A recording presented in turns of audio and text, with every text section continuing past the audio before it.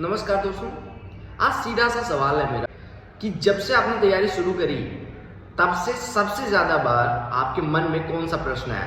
क्या आपसे होगा या नहीं होगा, या फिर कौन से एग्जाम की तैयारी करें, या फिर क्या इतनी भीड़ को आप बीट कर पाएंगे, या फिर कौन से मीडियम में तैयारी करें, या फिर जीके की कौन सी किताब पढ़ें। मैं देखता हूँ अक्सर कोई सा एग्जाम आता है, बी इट एनी एग्जाम, चाहे एमटीएस का फॉर्म आ जाए, चाहे वो दिल्ली पुलिस कांस्टेबल का आ जाए, चाहे सीजीएल का आ जाए, चाहे आईपी का आ जाए, चाहे असिस्टेंट कमांडेंट का आ जाए, कोई सा आ जाए, बच्चे सबसे ज्यादा परेशान होते हैं कि जीके कहाँ से पढ़ें। और मैं बता दूं, जितने लोगों से, जितने व्यक्तियों से, जितने कमेंट्स में इन्होंने पूछ रखा होता है, अगर सबकी बुक रखें तो शायद एक कमरा जीके की किताबों से भर जाएगा और उसमें से ये पढ़े एक भी किताब नहीं पाएंगे। तो मैं सबसे बार बार रिक्वेस्ट करता हूं कि भैया, किताबें इकट्ठा करने से जीके अच्छा नहीं होगा। आपके पास लूसेंट है, लूसेंट वो अगर आपने 3-4 बार कर ली, 3-4 बार करने का मतलब उसमें पूरा सब कुछ नहीं पढ़ना है। हिस्ट्री पढ़ ली, पॉलिटी पढ़ ली, इकोनॉमिक्स पढ़ ली, साइंस पढ़ लिया, ठीक है, और स्टैटिक पोर्शन कुछ दिया है इतना,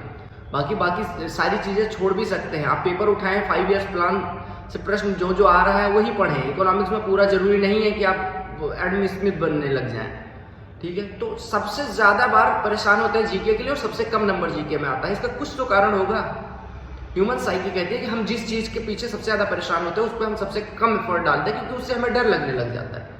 और जो लोग जीके का कोई एक सोर्स फॉलो करते रहते हैं उनका अच्छा नंबर आ जाता है। मैं कहता हूं कि 100% प्रश्न नहीं आएगा किसी किताब से जीके का, लेकिन आप पेपर के रेफरेंस में प्रीवियस ईयर पेपर उठाएं और उसके साथ लूसेंट की बुक लेके बैठे, आपको आइडिया लग जाएगी क्या पढ़ना है क्या नहीं पढ़ना है।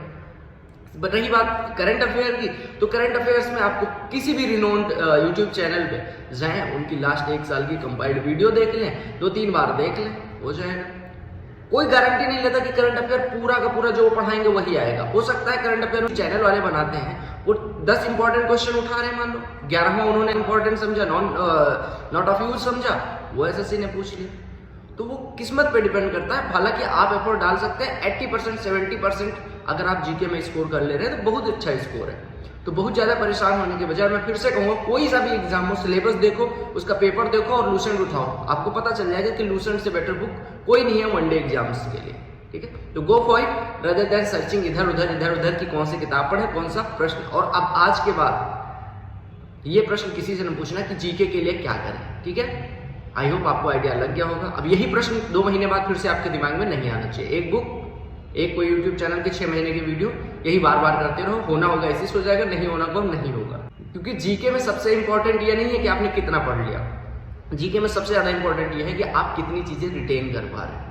अगर आप रिटेन नहीं कर पा रहे तो आप इतना झुग्गा भर पढ़ ले, कोई मतलब नहीं। और अगर आप रिटेन कर पा रहे हैं तो आपने 10 चीजें पढ़ी, 10 रिटेन है तो बहुत अच्छी बात है, ठीक है। क्योंकि जीके में सबसे ज्यादा गलतियां होती है कि हम ऑप्शन में कंफ्यूज हो जाते हैं। ये वाला था 1529 थे, 1629, इसका मतलब लैक ऑफ रिवीजन। तो रिवीजन पे ज्यादा फोकस करें rather than going for multiple sources. Bye bye.